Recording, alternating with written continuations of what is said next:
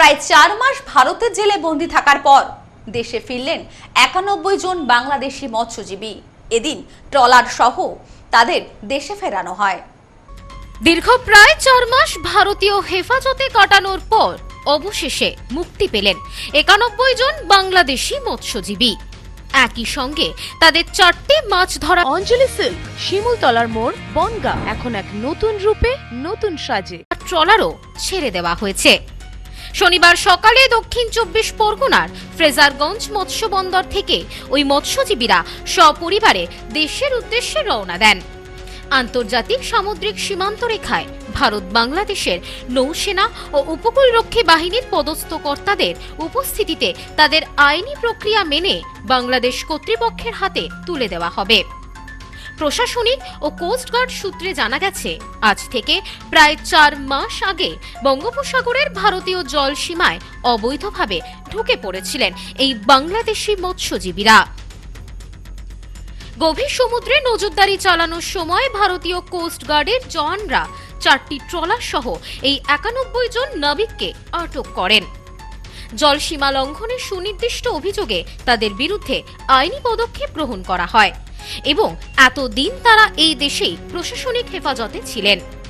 নির্দিষ্ট মেয়াদ ও আইনি প্রক্রিয়া সম্পন্ন হওয়ার পর অবশেষে তাদের স্বদেশে ফেরার ছাড়পত্র দেয় ভারতীয় প্রশাসন।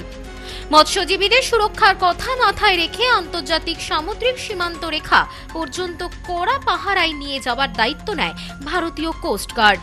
সীমান্তে দুই দেশের নৌ অফিসারদের উপস্থিতিতে তাদের আনুষ্ঠানিকভাবে বাংলাদেশের আধিকারিকদের কাছে হস্তান্তর করার বন্দোবস্ত করা হয়।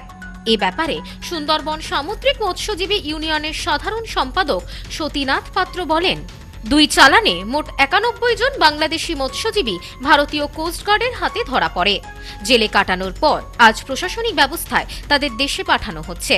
গত বছর ডিসেম্বরে এবং এবছরের ফেব্রুয়ারিতে মোট 4টি ট্রলারকে আমাদের কোস্টগার্ড ভারতীয় সীমানা থেকে অবৈধভাবে ফিশিং করার জন্য ধরে নিয়ে এসেছিল। তারা জেলেই ছিল। এখন ভারত সরকারের পক্ষ থেকে ওদেরকে ছেড়ে দেওয়া হচ্ছে। তাতে মোট 91 জন মৎস্যজীবী আছেন। খুব শীঘ্রই তাদের দেশে পাঠানোর ব্যবস্থা করা হচ্ছে। বাংলাদেশ হাই কমিশনের প্রতিনিধি দলের পাশাপাশি এই হস্তান্তর প্রক্রিয়াকালীন হাজির ছিলেন ভারতীয় কোস্টগার্ডের ফ্রেজারগঞ্জ স্টেশনের শীর্ষ আধিকারিক এবং ফ্রেজারগঞ্জ উপকূলীয় থানার পুলিশ কর্মীরা। সমস্ত রকম আইনি নথিপত্র খতিয়ে দেখার পরই ট্রলারগুলিকে ভারতের জলসীমা ছাড়ার অনুমতি দেওয়া হয়।